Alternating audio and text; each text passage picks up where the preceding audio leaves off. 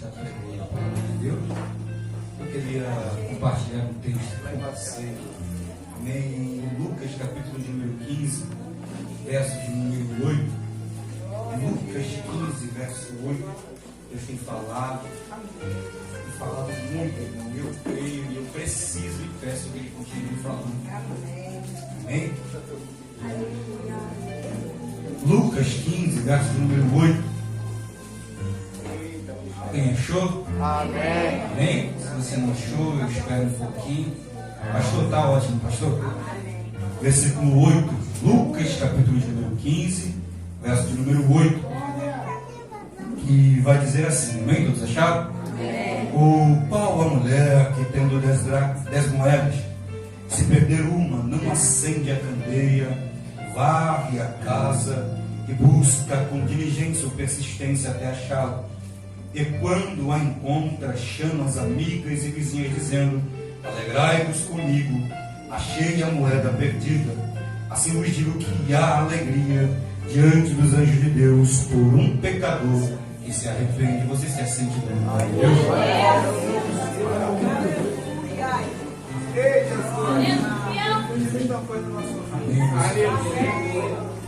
Jesus Cristo nos deu essa palavra. Se eu não me engano, foi na segunda-feira comigo. Eu cheguei do trabalho um pouco cansado, dormi muito e acordei à noite.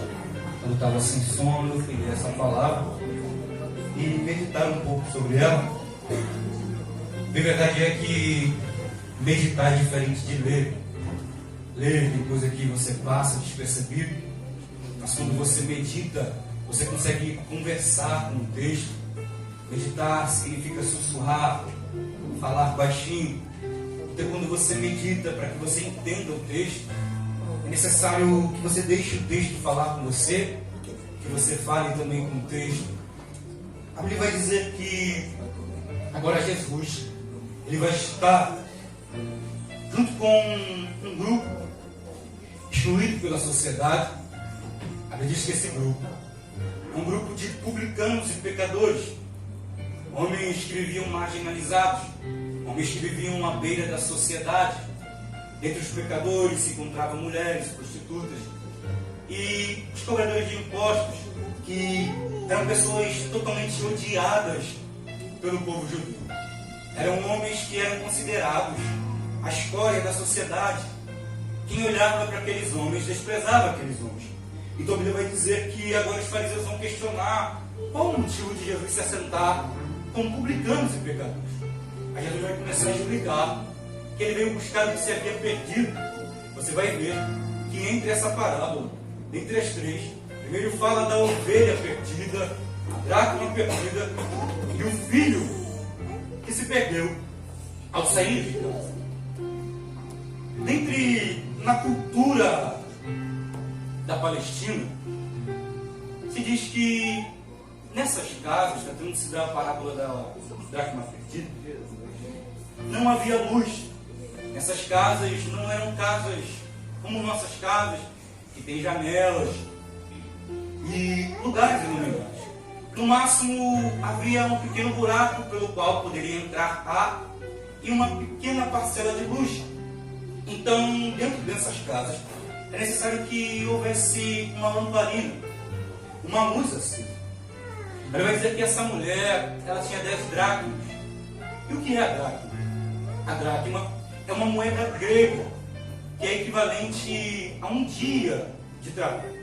Quando essa mulher, ela se casava, ela recebia do seu esposo um diadema com 10 dracmas. Ou esse diadema era colocado sobre a cabeça dessa mulher, ou esse diadema era colocado sobre o pescoço. E aquilo ali representava a aliança dessa mulher com o seu esposo. O que para ela era esse diadema, para nós é a aliança. Quando nós se casamos, nós passamos a usar a aliança. E essa aliança diz que nós somos casados. Então nós vemos que aqui nessa parábola vai muito além de uma simples parábola. Quando a gente passa direto, parece que não tem um grande significado. Mas a gente vai ver que a Bíblia vai dizer que essa mulher agora ela vai perder uma dessas 10 dracmas. Isso é o que me chamou muita atenção. porque a dracma é algo valioso. E infelizmente, no meio da caminhada, acontece que às vezes nós perdemos valores. No meio da caminhada, nós perdemos coisas que são preciosas.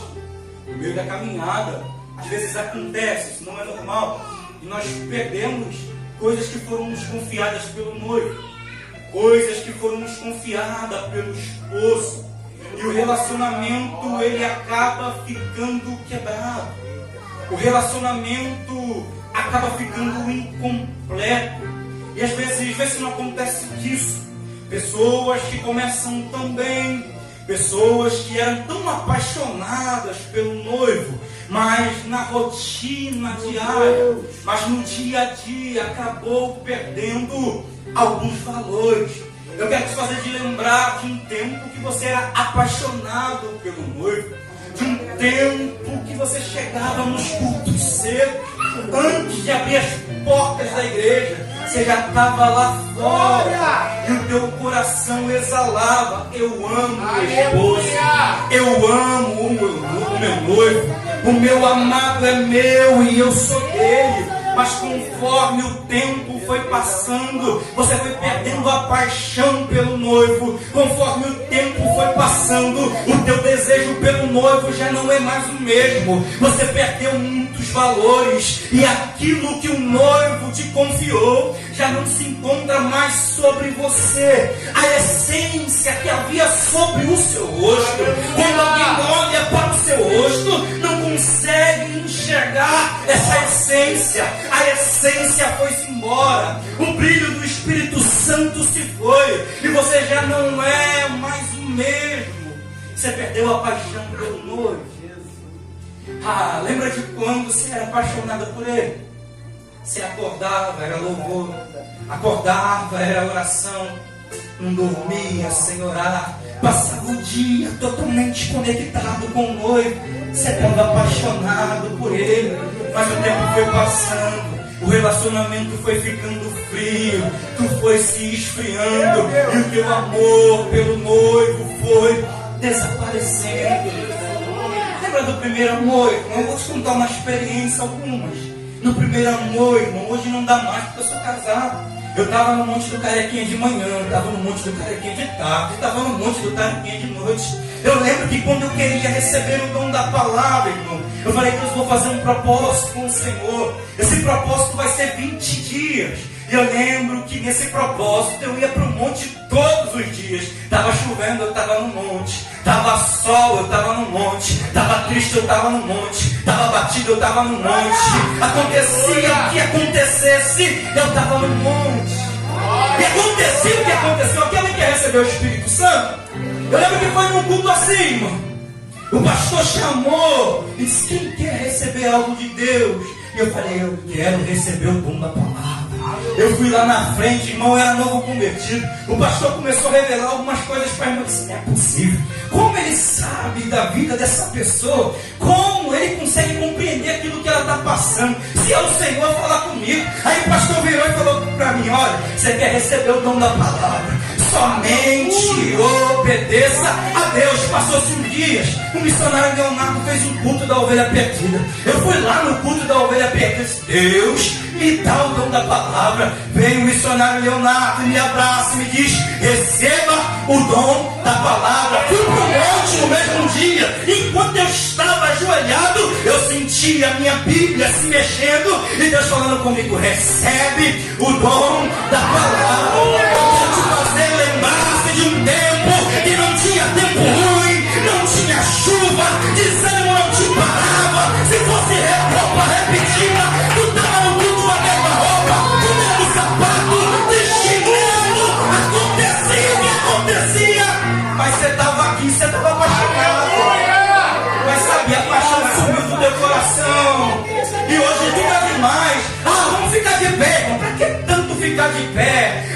Vamos cantar junto com a igreja. Esse louvor eu já sei. Sabe, você se esfriou e não há mais paixão pelo noivo no teu coração. Mas Deus me deu essa oportunidade para te dizer: tu voltarás a ser cheio e teu coração se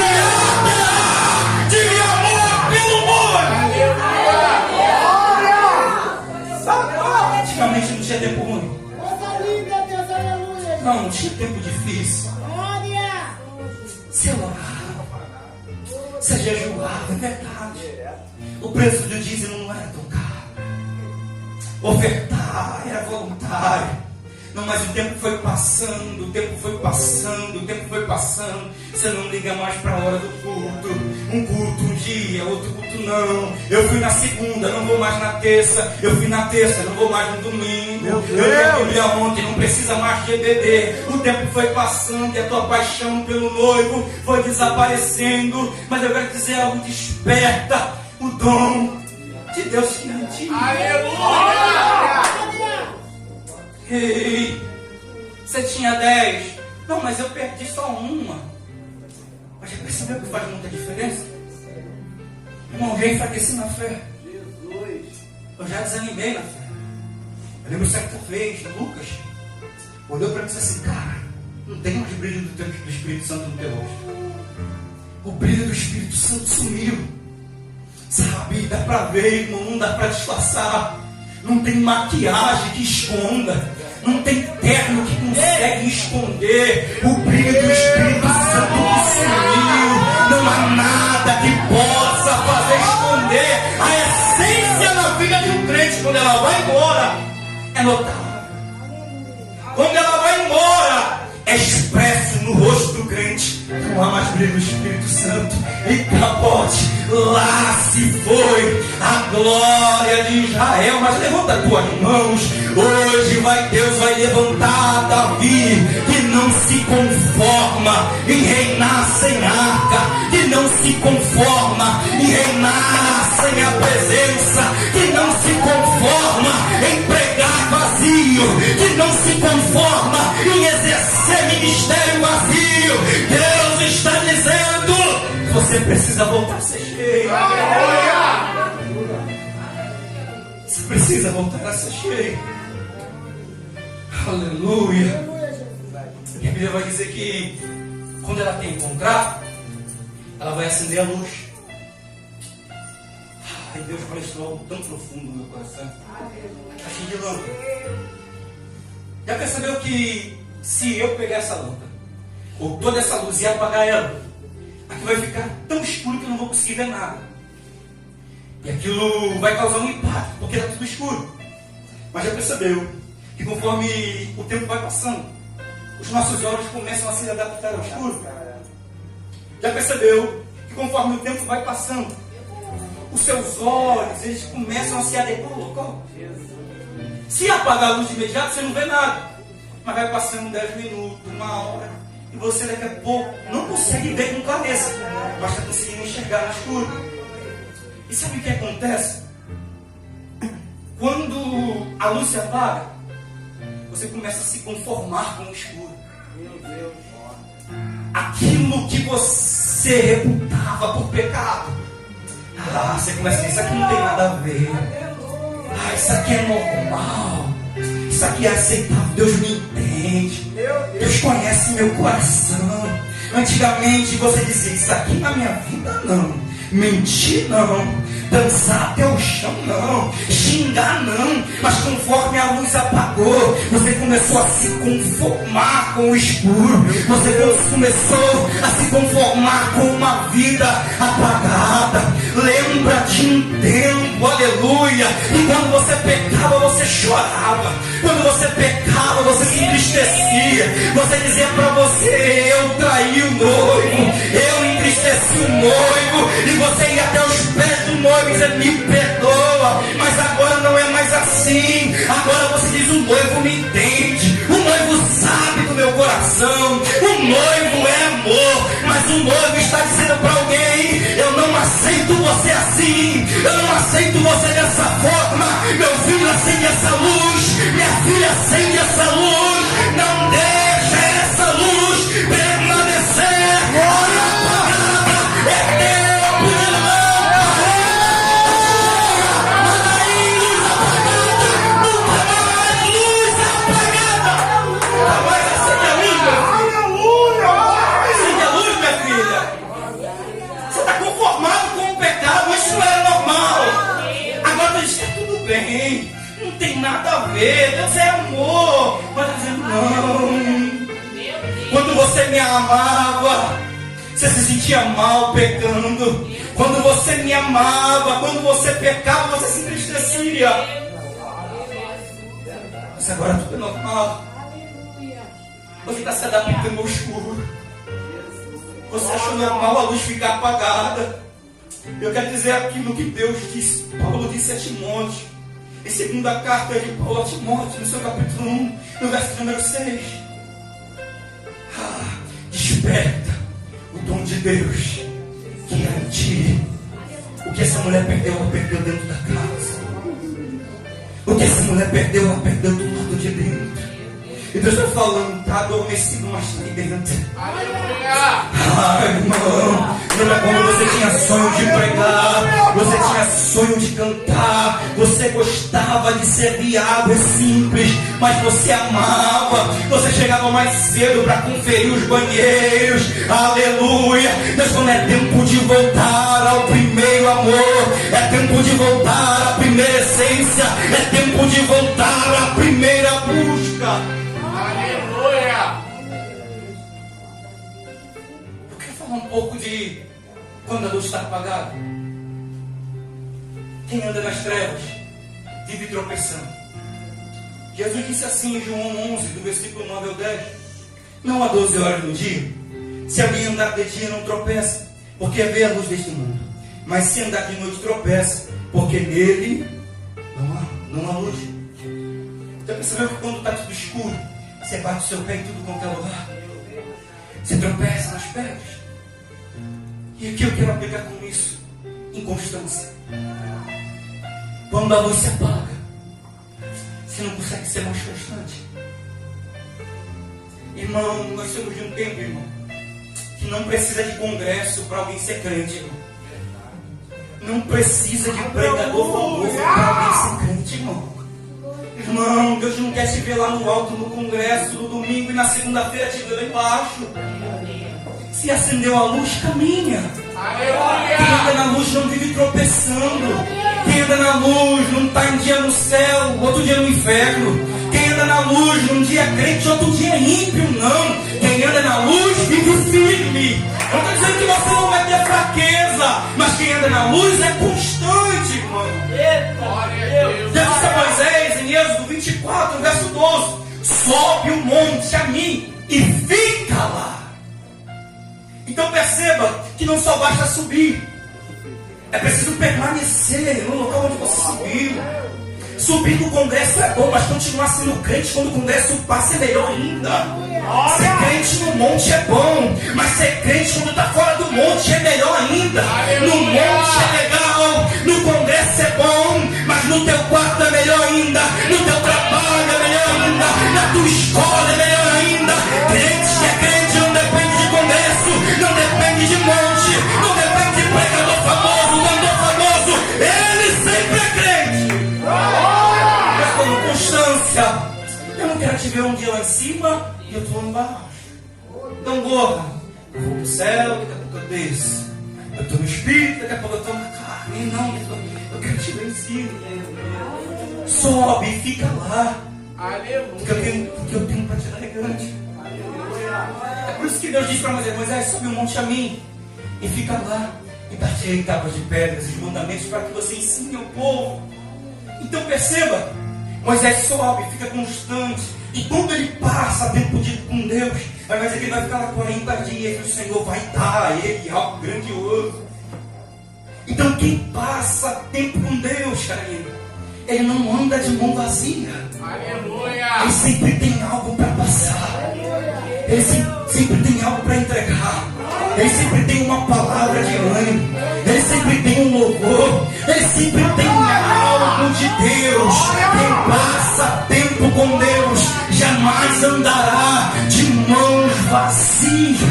Depois sobe ao monte a mim, fica lá, e dar-te-ei as tábuas de pedra que eu preparei. O que Deus tem para você é muito grande, irmão. O que Deus tem para você é grandioso. A chamada que Deus tem para você é tremenda. Mas ele olha para Moisés: Moisés, Sobe, Moisés, é um nível mais alto, aleluia, porque não é o céu, irmão, que desce no nível da terra. A terra tem que subir ao nível do céu.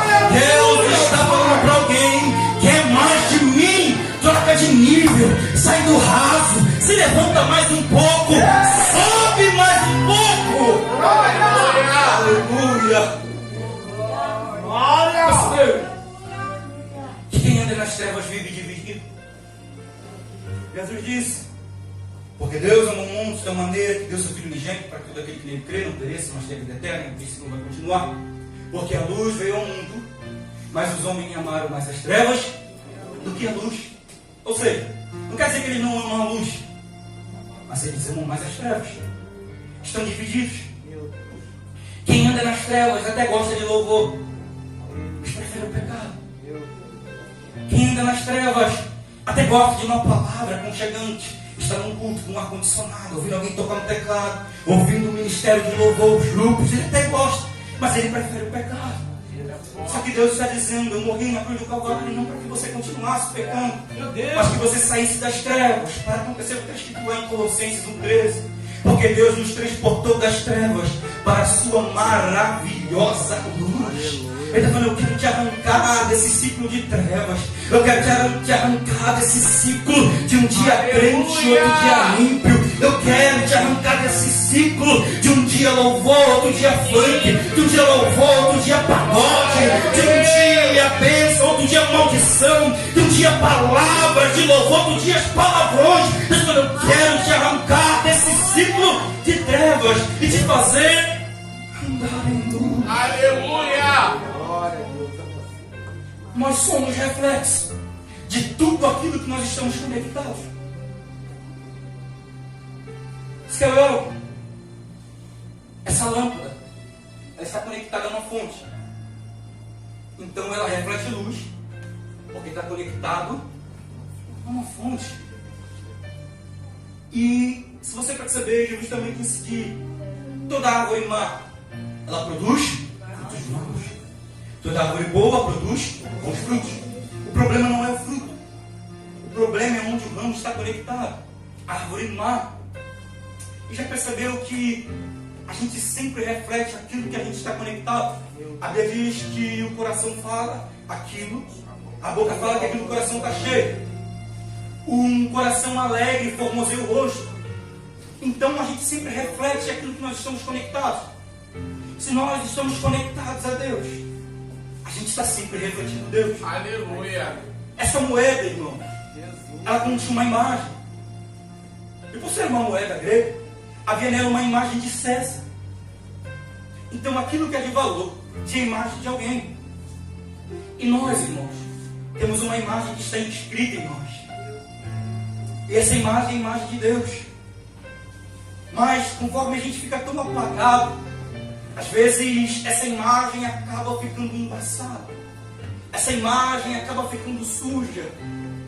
E eu quero dizer que você foi chamado para refletir a imagem de Deus. Tu é a luz o sal da terra e a luz do mundo. Você tem que refletir.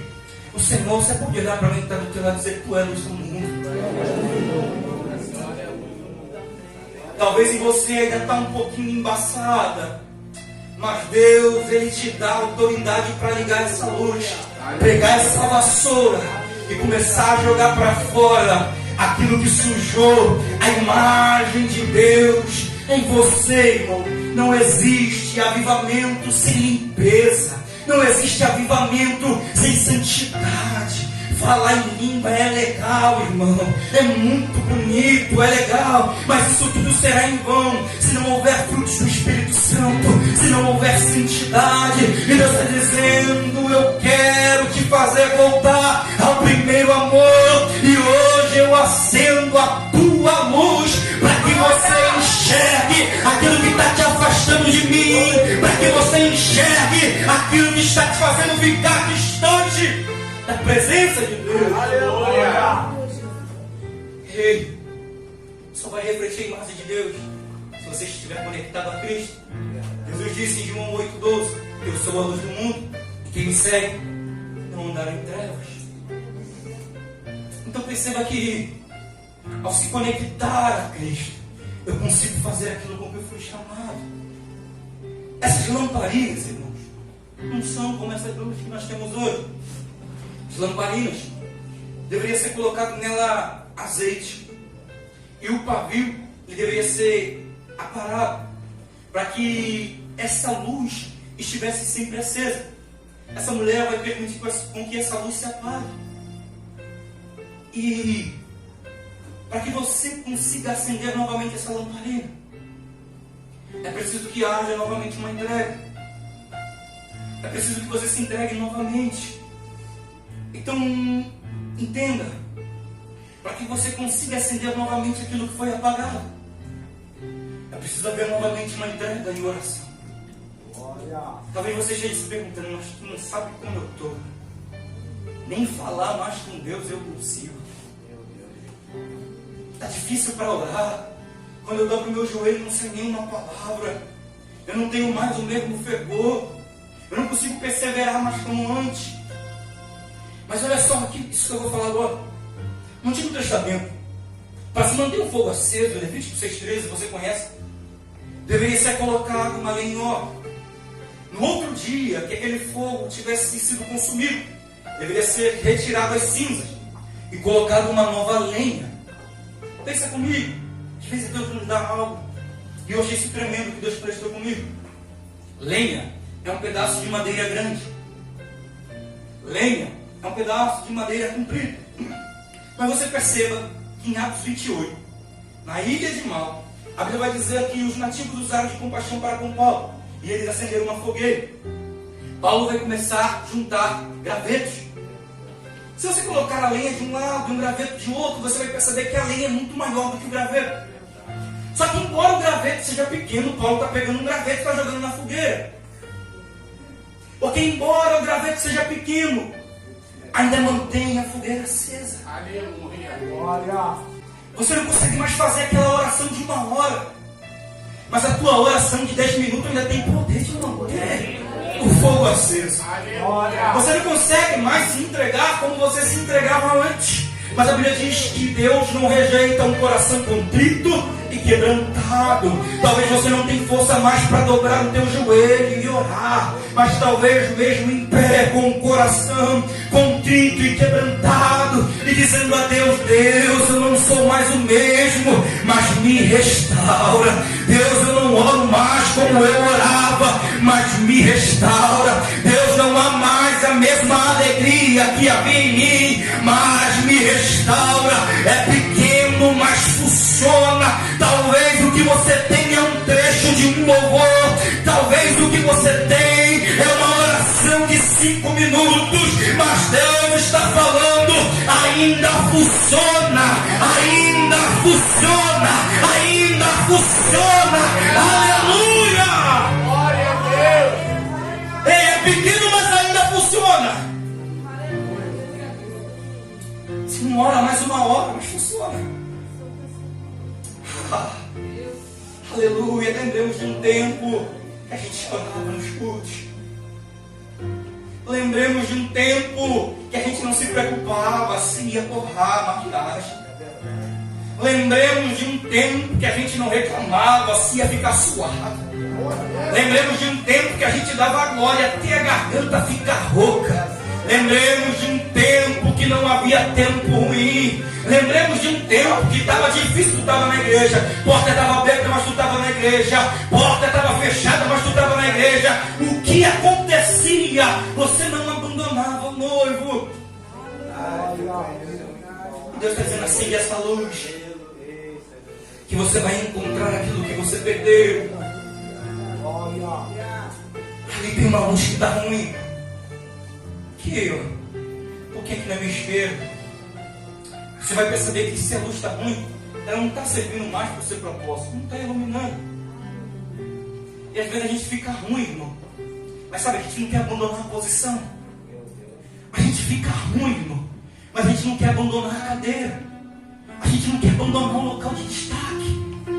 E Deus falando: se você não está refletindo mais, sai um pouco do local de destaque se esconda, porque eu ainda trabalho com reciclagem.